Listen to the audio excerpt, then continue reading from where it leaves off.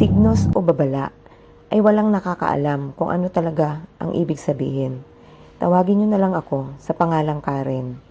Sabi ng marami, ang kamatayan ay isa sa mga bagay na hindi mo kayang iwasan. Isang pangyayari sa buhay na kinatatakutan ng karamihan. Isang pangyayari na maaring maganap sa anumang oras o lugar na hindi mo inaasahan.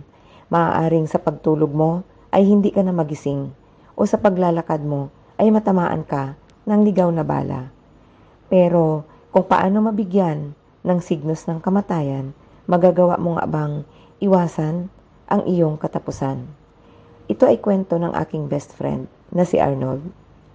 16 years old si Arnold, isang high school student. Sobrang close kami ni Arnold sa isa't isa. Sabay kumakain sa vacant time. Naghihiraman ng mga papel at ballpen. Lagi din kaming magkasama sa mga lakaran.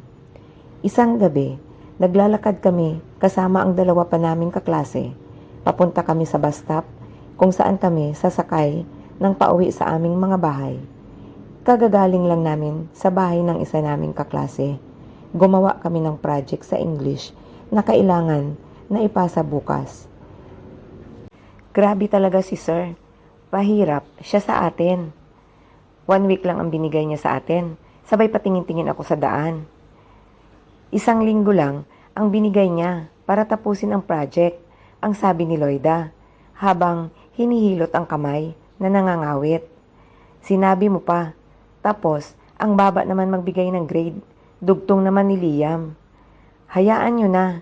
At least, naging responsable tayo kasi kailangan tapusin na agad yung project. Saka, natapos naman natin, kaya wag na lang tayo magreklamo, ang sabi naman ni Arnold. Saka, wag ka matakot na mababa ang bigay ni Sir na grade sa iyo, Loida. Mataas naman ang grades mo sa ibang subject. Kaya, Ate Marge, gustong-gusto ko si Arnold kasi lagi itong positibo sa buhay. Ilang sandali pa ay narating na namin ang bus stop. Panay ang reklamo ni Loida. Kanina pa sila sa bus stop at wala pa rin dumadaan na bus. Nakita kong tiningnan ni Arnold ang relo niya. Kaya naman pala wala pang dumadaan kasi mag-alas 10 na ng gabi, ang sabi nito. Mahihirapan na talaga kaming sumakay. Pero pag may dumaan naman, siguradong hindi na punuan, kaya makakaupo tayo. Tinuruan talaga si Arnold ng kanyang mga magulang na magiging positibo sa buhay. Malamig ang hangin na dumadampi sa balat ko habang naghihintay ng bus. Pare-pareho na kaming pagod at inaantok. Ilang sandali pa ay dumating na ang bus. Nang tumigil iyon, ay agad na bumukas ang pinto at agad kaming pumasok. Isang matandang babae na puro puti na ang buhok na hanggang balikat ang bukod tanging pasahero. Nakaupo ito sa pangatlong upuan mula sa unahan. At sa katapat nito kami umupo, Ate Marge. Hindi na lang namin pinansin ang nakakatakot nitong aura at dahil sa pagod. Halos 5 minuto pa lang ang tinakbo ng bus nang huminto iyon at isang estudyanteng babae naman ang sumakay. Sa tingin namin estudyante dahil sa suot nitong school uniform. Umupo ito sa likuran ng bus driver. Tumayo na ang konduktor na natutulog kanina para tanungin kami kung saan kami bababa at para kunin na rin ang bayad namin. Matapos iyon ay umupo na rin ang konduktor sa tabi ng driver. Naunang bumaba sina Liam at Loida sa amin ni Arnold, Ate Marge, dahil magkapit-bahay lang ang dalawa. Habang kami naman ni Arnold ay may mga 10 minuto pa ang biyahe mula sa binabaan ni na Liam at Loida. Mauuna din akong bababa kay Arnold, Ate Marge. Papikit na ang mga mata ko para umidlip muna kahit sandali lang nang makita kong tinabihan si Arnold ng matandang babae. Nagulat ako, pero mas nagulat si Arnold nang tinabihan siya nito. Nanlaki ang mga mata ni Arnold nang bigla siyang hawakan sa kamay ng matanda. Lola, bakit po? Ang tanong niya dito. Natakot ako dahil masama ang tingin ng matanda sa kaibigan ko. Parang may sinasabi ito kay Arnold na hindi ko naririnig dahil pabulong lang ito. Wala po akong barya, Lola. Pasensya na po. Ang sabi ni Arnold, baka manghihingi lang ito ng barya. Baba na tayo. Ang sabi ng matanda kay Arnold at Marge. Hindi ako nakatiis. Lola, kilala mo ba ang kaibigan ko? Ang tanong ko dito. Hindi. At hindi ikaw ang kausap ko. May sadya ako sa kaibigan mo. Nakangiti nitong sabi. Medyo creepy. Idagdag pa ang tunog ng aircon ng bus na maingay din. Hindi yata nalilinis. Bakit po tayo bababa, Lola?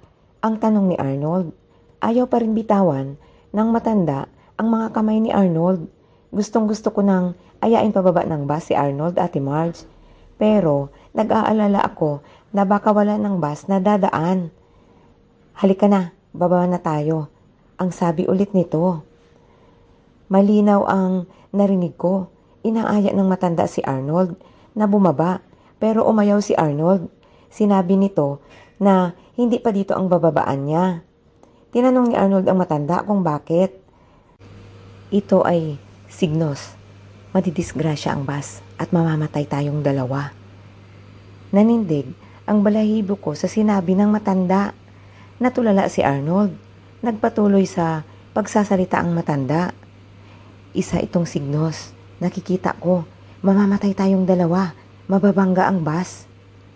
Hanggang sa sumapit na ang lugar ko, Ate Marge, kailangan ko nang bumaba. Binulungan ko si Arnold bago ako bumaba.